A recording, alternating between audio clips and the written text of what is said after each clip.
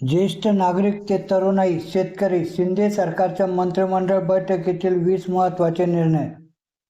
नमस्कार मित्रांनो, आपण चॅनलवर नवीन आला असाल तर कृपया चॅनलला सबस्क्राईब करण्यास नम्र विनंती आहे. चला तर बघू नवीन काय विशेष. राज्य मंत्रिमंडळाची महत्त्वाची बैठक आज मुख्यमंत्री एकनाथ शिंदे यांच्या अध्यक्षतेखाली पार पडली. या बैठकीत जनहिताचे तब्बल 20 निर्णय घेण्यात आले आहेत. मुंबईकरांना यामध्ये खुशखबर मिळाली आहे. मुंबईकरांना यावर्षी सुद्धा मालमत्ता करवाढ नाही. याशिवाय शेतकरी आणि वयोवृद्धांसाठी देखील महत्त्वाचे निर्णय घेण्यात आले आहेत.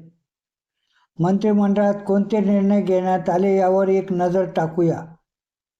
मंत्रिमंडळ बैठकीतील निर्णय संक्षिप्त स्वरूपात. मुंबईकरांना यावर्षी सुद्धा मालमत्ता करवाढ नाही. नगरविकास विभाग.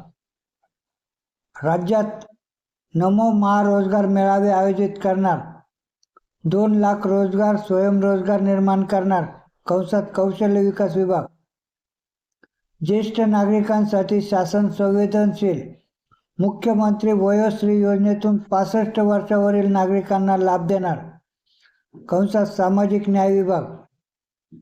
राज्यातील सर्व पालिकांमध्ये आता नगरोत्थान महाअभियान राबवणार. पायाभूत सुविधा बळकट करणार. नगर विकास विभाग. उत्पन्न वाढीसाठी शेतकऱ्यांना बांबू लागवडीसाठी अनुदान देणार. वन विभाग. मधाचे गाव योजना संपूर्ण राज्यात राबवणार. मध उद्योगाला बळकटी. उद्योग विभाग. पर्यटनाला प्रोत्साहन देण्यासाठी जुन्नर तालुक्यात बिबट सफारी. वन विभाग. बंजारा लमाण समाजाच्या तांड्याचा विकास करणार. मूलभूत सुविधा देणार. ग्रामविकास विभाग. शिर्डी विमानतळाचा अधिक विस्तार, नवीन इमारत उभारणी. सामान्य प्रशासन विभाग. धारावी पुनर्वसनासाठी केंद्राची मिठागर जागा मागणार. गृह विभाग. गृहनिर्माण विभाग. सेवानिवृत्त न्यायिक अधिकाऱ्यांना सुधारित भत्ते. विधी व न्याय विभाग. स्वर्गीय बाळासाहेब ठाकरे उपसा सिंचन सांगोला प्रकल्पास सुधारित मान्यता. जलसंपदा विभाग. बिगर कृषी सहकारी संस्थान अर्थसहाय्य पतसंस्थांना मजबूत करणार. सहकार विभाग. कोंढाणे लघु प्रकल्पाच्या कामात जादा खर्चास मान्यता. जलसंपदा विभाग. तिवसे लघु पाटबंधारे योजनेची पुनर्स्थापना करणार. जलसंपदा विभाग. नांदेडच्या गुरुद्वारासाठी तख्त सचखंड श्री हजूर साहेब गुरुद्वारा अधिनियम. महसूल विभाग.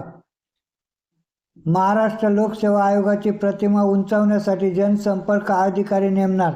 सामान्य प्रशासन विभाग. कृषी विद्यापीठातील शिक्षकांच्या सेवानिवृत्तीचे वय आता 60 वर्ष. कृषी विभाग. सिंधुदुर्ग जिल्ह्यात सार्वजनिक बांधकामचे नवीन मंडळ कार्यालय. सार्वजनिक बांधकाम विभाग. गोसेवा आयोगासाठी सहआयुक्त पशुसंवर्धन पद. पशुसंवर्धन विभाग. अशीच नवनवीन माहिती मिळवण्यासाठी कृपया आपल्या चॅनलला सबस्क्राईब करावे ही नम्र विनंती. धन्यवाद.